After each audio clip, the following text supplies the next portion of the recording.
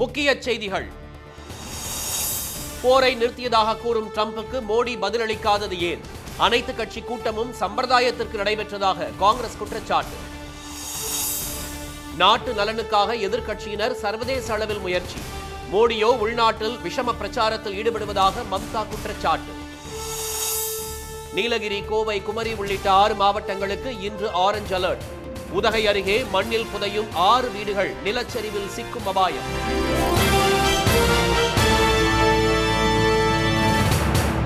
வணக்கம். இந்தியா பாகிஸ்தான் போரை தடுத்து நிறுத்தியதாக அமெரிக்க அதிபர் டிரம்ப் 8 முறை கூறியுள்ள போதிலும் அது குறித்து பிரதமர் திரு மோடி மௌனமாக இருப்பது ஏன் என்று காங்கிரஸ் கேள்வி எழுப்பியுள்ளது. இது தொடர்பாக செய்தியாளர்களிடம் பேசிய காங்கிரஸ் பொதுச் செயலாளர் திரு ஜெயராம் ரமேஷ், வணிகத்தை பயன்படுத்தி இந்தியா பாகிஸ்தான் போரை தான் தடுத்து நிறுத்தியதாக அமெரிக்க அதிபர் டொனால்டு டிரம்ப் கடந்த 11 நாட்களில் 8 முறை கூறிவிட்டார். ஆனால் இதுகுறித்து வெளியுறவுத்துறை அமைச்சரும் நமது பிரதமர் திரு மோடியும் மௌனம் காப்பதாக அவர் குற்றம் சாட்டியுள்ளார். விமர்சன விவாதங்களை விட பாராட்டுகளையே பிரதமர் விரும்புவதாலேயே இந்த விஷயத்தில் அவர் அமைதியாக இருப்பதாக அவர் விமர்சித்துள்ளார். 2014 முதல் நம் நாட்டில் அறிவிக்கப்படாத அவசர நிலை இருந்து வரும் நிலையில் தற்போதைய தேசிய பிரச்சனைகளில் இருந்து கவனத்தை திசை திருப்ப அவசர நிலையின் 50வது ஆண்டு நிறைவை கொண்டாடுவதிலும் 50 ஆண்டுகளுக்கு முன்பு என்ன நடந்தது என்பதற்கு ஒரு சிறப்பு கூட்டத்தை கூட்டவே திரு மோடி கவனம் செலுத்துவதாக திரு ஜெயராம் ரமேஷ் சாடியுள்ளார். பெஹல்காமில் தாக்குதல்களில் ஈடுபட்ட 4 பயங்கரவாதிகள் இன்னும் இங்கும் அங்கும் சுற்றித் திரிகிறார்கள். மத்திய அரசின் தாக்குதல் அவர்கள் மீது இருக்க வேண்டிய நிலையில் காங்கிரஸ் கட்சியை மட்டுமே குறிவைத்து ஒவ்வொரு ஏவுகணைகளாக பாஜக ஏவுவதாக அவர் தெரிவித்துள்ளார். காங்கிரஸ் தலைவர் திரு மல்லிகார்ஜுன கார்கேயும் திரு ராகுல் காந்தியும் மக்களவை மற்றும் மாநிலங்களவையின் சிறப்பு கூட்டத்தொடரை கூட்டுமாறு கேட்டு பிரதமருக்கு மே 10ஆம் தேதி அன்று கடிதம் எழுதினர். பயங்கரவாத பிரச்சினை தொடர்பாக 1994 பிப்ரவரி 22 அன்று ஒருமனதாக நிறைவேற்றப்பட்ட சிறப்பு தீர்மானத்தை போல் மீண்டும் ஒரு தீர்மானத்தை நிறைவேற்றுவதற்காக அந்த சிறப்பு நாடாளுமன்ற கூட்டம் கூட்டப்பட வேண்டும் என்று காங்கிரஸ் விரும்பியது. அதேபோல அனைத்து கட்சி கூட்டம் நடத்த வேண்டும், அதற்கு பிரதமர் தலைமை தாங்க வேண்டும் என்று காங்கிரஸ் கோரியது.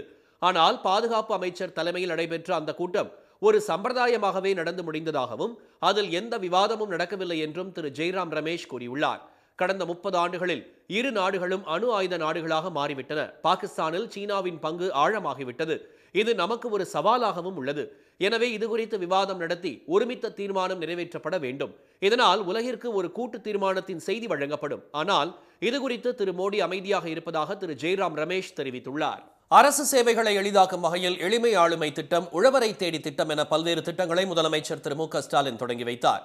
எளிமை ஆளுமை திட்டம் மூலம் சுகாதார சான்றிதழ், பொது கட்டிட உரிமம், பணிபுரியும் மகளிருக்கான தங்கும் விடுதி உரிமம், மகளிர் இல்லங்களுக்கான உரிமம், சொத்து மதிப்பு சான்றிதழ், முதியோர் இல்லங்கள் உரிமம், நன்னடத்தை சான்றிதழ், அரசு ஊழியர்கள் கடவுச்சீட்டு பெறுவதற்கான தடையில்லா சான்றிதழ் உள்ளிட்டவற்றை பெற முடியும். இந்த திட்டத்தை சென்னை தலைமைச் செயலகத்திலிருந்து காணொலி காட்சி மூலம் திரு ஸ்டாலின் தொடங்கி வைத்தார்.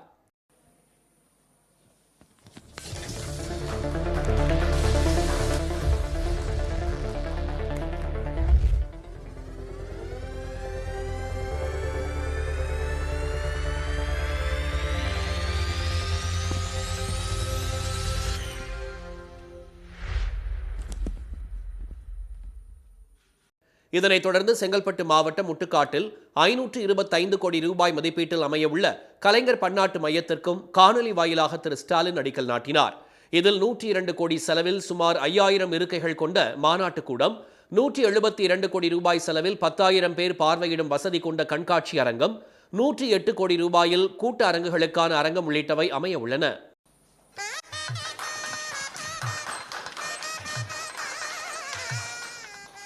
வேளாண்மை விரிவாக்க சேவைகளை உழவர்களுக்கு அவர்களின் கிராமங்களிலேயே வழங்கிடும் வகையில் உழவரை தேடி வேளாண்மை உழவர் நலத்துறை திட்டத்தினை திருவாரூர் மாவட்டம் மாணிக்கமங்கலம் கிராமத்தில் காணொலி வாயிலாக திரு ஸ்டாலின் தொடங்கி வைத்தார்.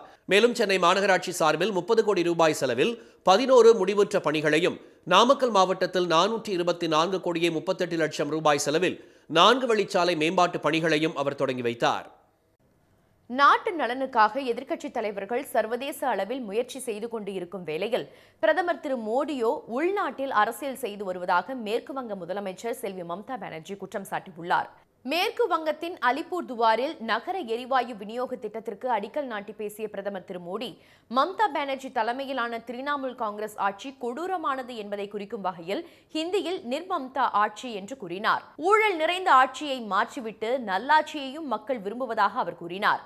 பிரதமரின் இந்த விமர்சனத்திற்கு பதிலடி கொடுத்துள்ள மேற்கு வங்க முதலமைச்சர் செல்வி மம்தா பானர்ஜி, சிந்தூர் ஆபரேஷனை தொடர்ந்து பாகிஸ்தானுக்கு எதிராக எதிர்க்கட்சித் தலைவர்கள் சர்வதேச அளவில் பிரச்சாரம் செய்து வரும் வேளையில் மத்திய அரசு அரசியல் ஹோலி விளையாடிக் கொண்டிருப்பதாக விமர்சித்தார். வெளிநாடுகளுக்கு சென்றுள்ள குழுவில் இடம்பெற்றுள்ள திரிணாமுல் காங்கிரஸ் பிரதிநிதி திரு அபிஷேக் பானர்ஜி, பயங்கரவாதத்திற்கு எதிராக உலக தலைவர்களிடம் பேசி வரும் நிலையில் திரு மோடியோ பிரதமராக இல்லாமல் பாஜக தலைவராக செயல்பட்டு எதிர்க்கட்சி அரசை விமர்சித்து வருவதாக செல்வி மம்தா பானர்ஜி குற்றம் சாட்டினார்.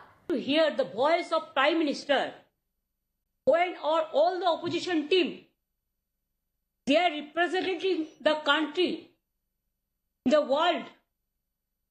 They are taking bold decision to protect the country's interest, national interest.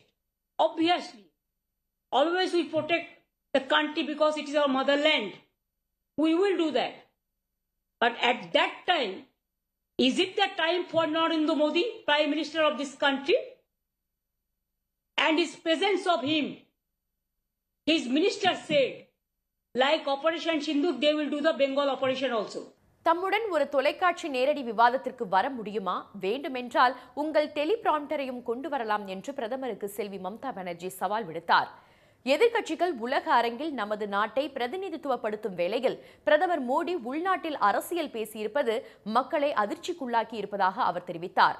பிரதமர் முன்னிலையில் மத்திய அமைச்சர் ஒருவர் ஆபரேஷன் சிந்தூர் போல ஆபரேஷன் பெங்கால் நடத்துவோம் என்று கூறியதை சுட்டிக்காட்டியுள்ள செல்வி மம்தா பானர்ஜி, தைரியம் இருந்தால் நாளையே தேர்தலை நடத்துங்கள் என்று சவால் விடுத்தார். நீலகிரி, கோவை, குமரி உள்ளிட்ட 6 மாவட்டங்களுக்கு இன்று மிக கனமழைக்கான ஆரஞ்சு எச்சரிக்கை விடப்பட்டுள்ளது.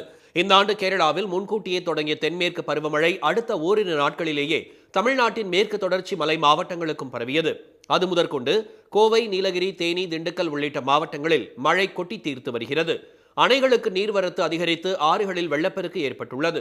இந்நிலையில் நீலகிரி மாவட்டத்திற்கு கடந்த 4 நாட்களாக ரெட் அலர்ட் விடுக்கப்பட்டிருந்த நிலையில் கனமழை கொட்டியது. மாவட்டம் முழுவதும் பெய்து வரும் தொடர் கனமழையால் 21 வீடுகள் பாதிக்கப்பட்டுள்ளன. உதகை அருகே பசுவக்கல் பகுதியில் விளைநிலத்தில் கட்டப்பட்டுள்ள வீடு உட்பட 6 வீடுகள் மண்ணில் புதைந்து நிலச்சரிவில் சிக்கும் அபாயம் ஏற்பட்டுள்ளது. இதையடுத்து அங்குள்ளவர்கள் உறவினர்களின் வீடுகளில் தஞ்சமடைந்துள்ளனர். என்ன இருக்குன்னே தெரியலைங்க சார். எங்களுக்கு வீட்டுக்குள்ளே பையன் தூங்கிட்டு இருந்தானுங்க. திடீர்னு ஒரு கிராக் ஆன மாதிரி இருந்துச்சுங்க. எந்திரிச்சு வந்து பார்க்கும்போது அப்படியே கீழே அப்படியே சரிஞ்சிட்டு போகுதுங்க சார். கீழே நேற்று கொஞ்சம் கம்மியாக இருந்துச்சு, இன்னைக்கு ஜாஸ்தி ஆயிடுச்சுங்க சார்.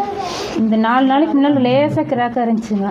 இப்போ 4 நேரம் ஆக போயிட்டே தான் இருக்குதுங்க. மழை தொடரும் நிலையில் கூடலூர் அருகே பாண்டியார் புன்னம்பல ஆற்றில் வெள்ளப்பெருக்கு ஏற்பட்டுள்ளது. இதையடுத்து கரையோர மக்கள் பாதுகாப்பாக இருக்க அறிவுறுத்தப்பட்டுள்ளனர்.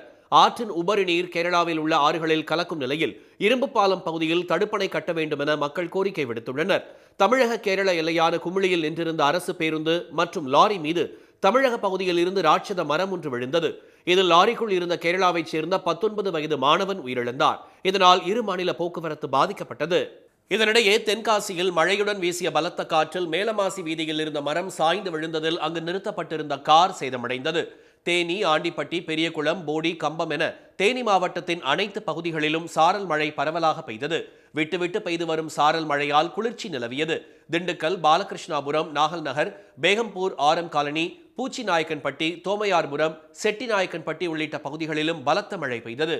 இதனிடையே நீலகிரி, கோவை, குமரி, நெல்லை, தென்காசி, தேனி ஆகிய 6 மாவட்டங்களில் இன்றும் மிக கனமழைக்கான ஆரஞ்சு எச்சரிக்கை விடப்பட்டுள்ளது. திருப்பூர், திண்டுக்கல் மாவட்டங்களில் கனமழையும் பெய்ய வாய்ப்புள்ளதாகவும் தெரிவிக்கப்பட்டுள்ளது. சென்னையில் இடி மின்னலுடன் மிதமான மழை பெய்யக்கூடும் என கூறியுள்ள வானிலை மையம், மழையின் தீவிரம் குறைந்துள்ளதால் வரும் 4ஆம் தேதி வரை மிதமான மழைக்கே தமிழ்நாட்டில் வாய்ப்புள்ளதாக அறிக்கையில் குறிப்பிட்டுள்ளது. இந்திய வம்சாவளியைச் சேர்ந்த விவேக் ராமசாமியை இந்தியாவுக்கு திரும்பிச் செல்லுமாறு இனவெறி கருத்துக்களை அமெரிக்கர்கள் தெரிவித்திருப்பது சர்ச்சையை ஏற்படுத்தியுள்ளது. அமெரிக்க தொழிலதிபரான அவர் அமெரிக்க அதிபர் தேர்தலில் போட்டியிட குடியரசுக் கட்சியின் வேட்பாளர் போட்டியில் இருந்தார். எனினும் கட்சியில் போதுமான ஆதரவு கிடைக்காததால் போட்டியில் இருந்து விலகி ட்ரம்புக்கு ஆதரவு தெரிவித்தார். தேர்தலில் வெற்றி பெற்ற ட்ரம்ப் டார்ச் அமைப்பில் எலான் மஸ்குடன் விவேக் ராமசாமி இணைந்து பணியாற்றுவார் என அறிவித்த நிலையில் H1B விசா பிரச்சினை தொடர்பாக ட்ரம்பின் கருத்துக்கு எதிர்ப்பு தெரிவித்து அந்த அமைப்பில் இருந்து அவர் வெளியேறினார். இந்நிலையில் தமது 10வது திருமண நாளை முன்னிட்டு மனைவி அபூர்வாவுடனான காதல் திருமணம் குறித்து எக்ஸ் தளத்தில் அவர் பதிவிட்டிருந்தார்.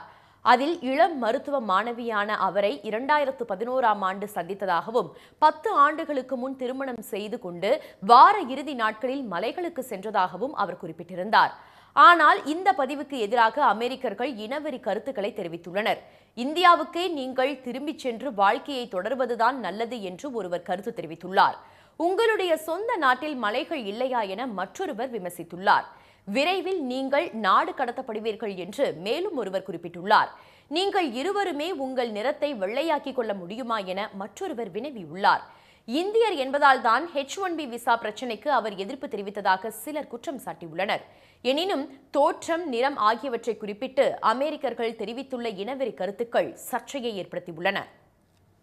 பாகிஸ்தான் தாக்குதலால் பாதிக்கப்பட்டுள்ள பூஞ்ச் மற்றும் ஜம்மு காஷ்மீரின் பிற பகுதிகளுக்கு நிவாரணம் மற்றும் மறுவாழ்வு தொகுப்பை வழங்க வேண்டும் என மத்திய அரசிடம் எதிர்க்கட்சித் தலைவர் திரு ராகுல் காந்தி வலியுறுத்தியுள்ளார்.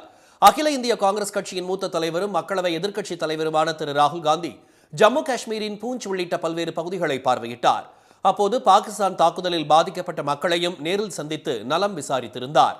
இந்நிலையில் பிரதமர் திரு மோடிக்கு அவர் எழுதியுள்ள கடிதத்தில் பாகிஸ்தான் தாக்குதலில் பாதிக்கப்பட்ட பூஞ்ச் பகுதியை தாம் பார்வையிட்டதாகவும் 4 குழந்தைகள் உட்பட 14 பேர் தாக்குதலில் கொல்லப்பட்டதோடு டஜன் கணக்கானவர்கள் காயமடைந்துள்ளதாகவும் தெரிவித்துள்ளார். இந்த கண்மூடித்தனமான திடீர் தாக்குதலால் பொது இடங்கள் பெரும் சேதத்தை சந்தித்துள்ள நிலையில் நூற்றுக்கணக்கான வீடுகள், கடைகள், பள்ளிக்கூடங்கள் மற்றும் வழிபாட்டு தலங்கள் உள்ளிட்டவையும் சேதமடைந்துள்ளதாக அவர் குறிப்பிட்டுள்ளார். பல வருட கடின உழைப்புகள் பாகிஸ்தான் தாக்குதலால் பாழாகிவிட்டது என பாதிக்கப்பட்ட மக்கள் கவலை தெரிவிப்பதாகவும், எனவே மக்களின் வலியை புரிந்து கொண்டு அவர்களின் வாழ்க்கையை மீட்டெடுக்க அனைத்து உதவிகளையும் வழங்குவது நமது கடமை என்றும் திரு ராகுல் காந்தி தெரிவித்துள்ளார். எனவே பாகிஸ்தான் தாக்குதலால் பாதிக்கப்பட்ட ஜம்மு காஷ்மீரின் பூஞ்ச் உள்ளிட்ட பிற பகுதி மக்களுக்கு தேவையான நிவாரணம், மறுவாழ்வு உதவிகள் உள்ளிட்டவற்றை உடனடியாக வழங்க வேண்டும் என்றும் அவர் கேட்டுக் கொண்டுள்ளார். கொச்சியில் மூழ்கிய கப்பல் கண்டெய்னர்களில் இருந்து வெளியாகி கரை ஒதுங்கிய பிளாஸ்டிக் துகள்களை அகற்ற நடவடிக்கை எடுக்கப்பட்டு வருகிறது. MSC எல்சா 3 என்ற லைபீரியா நாட்டு சரக்கு கப்பல் 643 கண்டெய்னர்களுடன் கொச்சி அருகே கடந்த 24ஆம் தேதி கடலில் மூழ்கியது. அந்த கண்டெய்னர்களில் சிலவற்றில் ஆபத்தான ரசாயனம் மற்றும் எண்ணெய் இருப்பதாக கூறப்பட்டது. கடலில் விழுந்த கண்டெய்னர்கள் கேரளா கடல் பகுதியில் கரை ஒதுங்கின. இந்நிலையில் குமரி மாவட்டம் இணையம் சின்னத்துறை கடல் பகுதியில் நேற்று முன்தினம் கண்டெய்னர் கரை ஒதுங்கியது.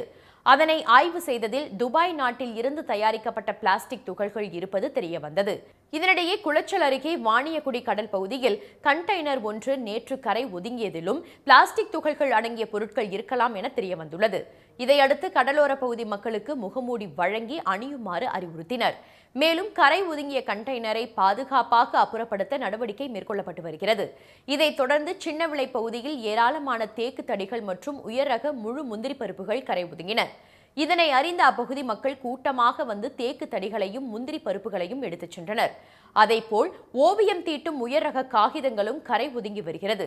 இதனிடையே தமிழ்நாடு கடற்கரை பகுதிகளில் கரை ஒதுங்கும் பிளாஸ்டிக் துகள்களை அப்புறப்படுத்துவது மற்றும் சுற்றுச்சூழலை பாதுகாக்க மேற்கொள்ள வேண்டிய நடவடிக்கைகள் குறித்து தலைமைச் செயலாளர் தலைமையில் சென்னையில் ஆய்வுக் கூட்டம் நேற்று நடைபெற்றது. தற்போது வரை ஆபத்தான எந்த பொருளும் கரை ஒதுங்கவில்லை என்றும் மாநில பேரிடர் மேலாண்மை ஆணையம் தொடர்ந்து நிலைமையை கண்காணித்து வருவதாகவும் தெரிவிக்கப்பட்டது. மேலும் தமிழக மக்களின் வாழ்வாதாரத்தை பாதுகாக்கும் வகையில் அனைத்து முன்னெச்சரிக்கை நடவடிக்கைகளும் எடுக்கப்பட்டு வருவதாக தலைமைச் செயலாளர் திரு முருகானந்தம் தெரிவித்தார். தமிழ்நாடு அரசு போக்குவரத்து ஊழியர்களுக்கு 6% ஊதிய உயர்வு ஒப்பந்தம் இறுதி செய்யப்பட்டுள்ளதாக போக்குவரத்து துறை அமைச்சர் திரு சிவசங்கர் தெரிவித்துள்ளார். சென்னை குரோம்பேட்டையில் உள்ள போக்குவரத்து கழக பயிற்சி மையத்தில் அமைச்சர் திரு சிவசங்கர் தலைமையில் 15வது ஊதிய ஒப்பந்த பேச்சுவார்த்தை நேற்று நடைபெற்றது. தோமுச, CITU, அண்ணா தொழிற்சங்கம், AITUC, INTUC உள்ளிட்ட 86 தொழிற்சங்க நிர்வாகிகள் கலந்து கொண்டனர். இரவு 8 மணி வரை நடந்த பேச்சுவார்த்தையில் ஊதிய உயர்வுக்கான ஒப்பந்தம் இறுதி செய்யப்பட்டு அமைச்சர் முன்னிலையில் கையெழுத்தானது. அதன்படி அரசு போக்குவரத்து ஊழியர்களுக்கு 6% ஊதிய உயர்வு வழங்கப்பட உள்ளது. ஊதிய ஒப்பந்த பேச்சுவார்த்தையின் அடிப்படை ஊதியத்தில் 6% ஊதியம் உயர்த்தி வழங்கப்பட்டிருக்கிறது. இப்படி இந்த ஊதிய உயர்வு வழங்கப்பட்டிருக்கின்ற காரணத்தினால் குறைந்தபட்சம் 1420 ரூபாயிலிருந்து அதிகபட்சமாக 6460 ரூபாய் வரை இந்த துறையில் பணியாற்றுகின்ற பணியாளர்கள் கூடுதலாக பெற இருக்கிறார்கள். அதேபோல் இந்த ஊதிய உயர்வுக்கான நிலுவைத் தொகையானது 1/9/2024 முதல் 4 தவணையாக வழங்கப்பட இருக்கிறது. இந்த புதிய ஒப்பந்தத்தின்படி பேருந்து ஓட்டுநர், நடத்துனர், தொழில்நுட்ப பிரிவு அலுவலர்கள், அலுவலக பணியாளர்கள் என 1,09,000 பேருக்கு அடிப்படை ஊதியத்தில் 6% உயர்த்தப்பட உள்ளது.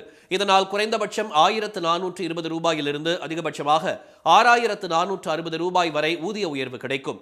சலவைப்படி 160 ரூபாயாகவும், தனி பேட்டா 21 ரூபாயாகவும் உயர்த்தப்பட்டுள்ளது. திருமண கடன் 50,000 ரூபாயிலிருந்து 1,00,000 ரூபாயாக அதிகரிக்கப்பட்டுள்ளது. மேலும் கடந்த ஆண்டு செப்டம்பரிலிருந்து கணக்கிட்டு இந்த ஊதிய உயர்வு வழங்கப்படும் என்றும், இப்புதிய ஒப்பந்தத்தால் அரசு போக்குவரத்து கழகங்களுக்கு ஆண்டுக்கு 319.50 கோடி ரூபாய் கூடுதல் செலவு ஏற்படும் என்றும் தமிழ்நாடு அரசு தெரிவித்துள்ளது. மீண்டும் முக்கிய செய்திகள். இந்தியா பாகிஸ்தான் போரை தடுத்து நிறுத்தியதாக அமெரிக்க அதிபர் ட்ரம்ப் 8 முறை கூறியுள்ள போதிலும் அது குறித்து பிரதமர் மோடி மௌனமாக இருப்பது ஏன் என்று காங்கிரஸ் கேள்வி எழுப்பியுள்ளது. நாட்டு நலனுக்காக எதிர்க்கட்சி தலைவர்கள் சர்வதேச அளவில் முயற்சி செய்து கொண்டு இருக்கும் வேளையில் பிரதமர் மோடியோ உள்நாட்டில் அரசியல் செய்து வருவதாக மேற்கு வங்க முதலமைச்சர் மம்தா பானர்ஜி குற்றம் சாட்டியுள்ளார். இத்துடன் இந்த செய்திகள் நிறைவடைந்தன. மீண்டும் சன் டிவியில் செய்திகள் மாலை 6 மணிக்கு. செய்திகளை உடனுக்குடன் தெரிந்து கொள்ள QR கோடை ஸ்கேன் செய்து சன் நியூஸ் வாட்ஸ்அப் சேனலில் இணைந்திருங்கள். வணக்கம். வணக்கம்.